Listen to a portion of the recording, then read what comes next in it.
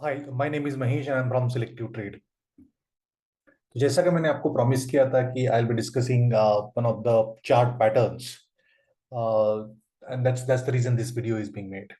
Now chart pattern बताते बताते मुझे एक चीज आपको और बतानी थी। मेरा इस पर्टिकुलर स्टॉक के बारे में जो सक्सेस स्टोरी था, वो आपसे शेयर करना था। In addition to that, which are the different techniques, which are the different rules, which are the different indicators which I followed to get this good success, which I wanted to share with you. So let's start with this. Stock का नाम है Cochin shipyard, और जैसे आप देख रही है उसका एक डेली चार्ट है। चार्ट काफी दिनों से मैं देख रहा था कि इसमें एक साइडवेज मूवमेंट चल रहा था, बट उस वक्त इसमें काफी लंबा साइड मूवमेंट चल रहा था, इसलिए मैंने एंट्री की कोशिश नहीं की। बट ये जो आप रेक्टेंगल देख रहा है, यहां से ये मेरे रडार पे आया and I started watching this stock. This rectangle worked as a consolidation phase for me. Though one of the most favorite chart pattern जो मेरा है वो है कंसोलिडेशन ब्रेकआउट। कंसोलिडेशन ब्रेकआउट में स्टॉक साइडवेज होता है, जैसे कि इस रेक्टेंगल में दिख रहा है।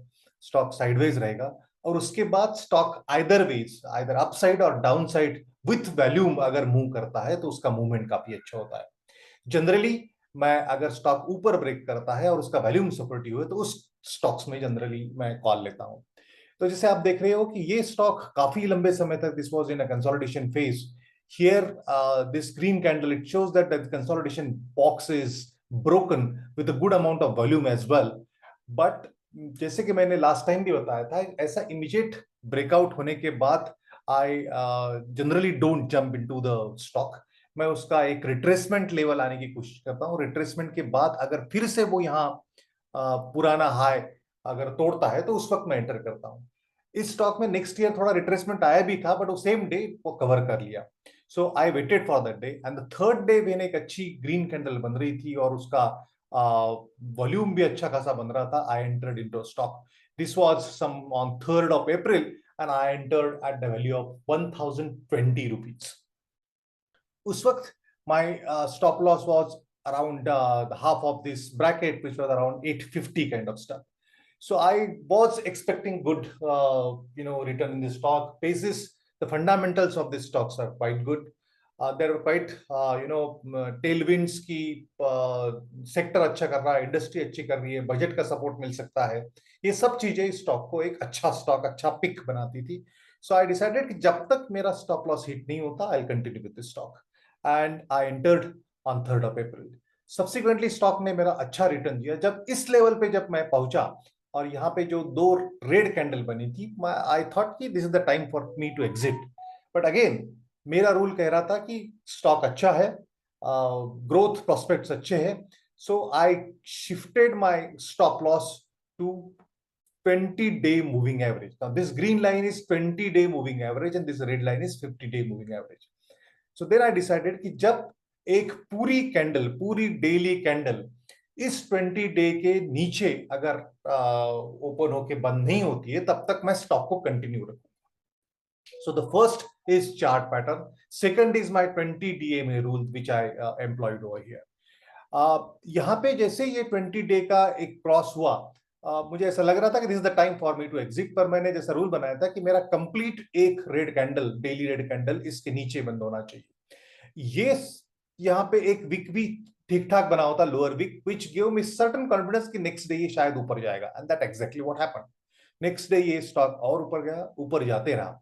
यहाँ पे एक again I thought this is consolidation phase, 4-5 दिन वहीं पे खेल रहा था और 3 स्ट्रॉन्ग रेड कैंडल बनने के बाद अगेन मेरे गेन्स अच्छे खासे हो गए थे, तो यहाँ निकल जाना चाहिए। बट अगेन मेरा रूल था कि जब तक इसकी red candle 20 day moving average के नीचे कंप्लीटली नहीं बनती, तब तक स्टॉक को मैं कंटिन्यू करूंगा। ये 3rd डे की जो कैंडल बनी, इसमें आप देखोगे इसमें लोअर विक भी अच्छा खासा बना हुआ था। वी ऑलरेडी डिस्कस्ड कि लोअर विक कब बड़ा बनता है, जब स्टॉक प्राइस नीचे आ रही है and there are buyers available pushing the price up, stock की लोअर विक बड़ी बनती है। सो अगेन पॉसिबल था कि नेक्स्ट दिन ये अच्छा रिटर्न देगा, that exactly happened. Again next day से ये ग्रीन कैंडल बना। This green candle was very good because no wick, strong green candle, मतलब लोएस्ट पे खुला और हाईएस्ट बंद हुआ। So that was a very good sign. So I continued in the stock and look at the returns. यहाँ पे again जैसे यहाँ पे हुआ था, मुझे लग रहा था यहाँ कंसल्टेशन आएगा, 2-3 स्ट्रॉन्ग कैंडल बनी, ये भी एक कैंडल बनती, यहाँ एक अगर रेड कैंडल नीचे बनती थी, I would have exerted the stock, but this was against my rule. I kept placed myself into the stock. Next day again red candle बनी, दूसरे दिन भी रेड कैंडल बनी, अगेन रेड कैंडल, पूरी नीचे नहीं थी.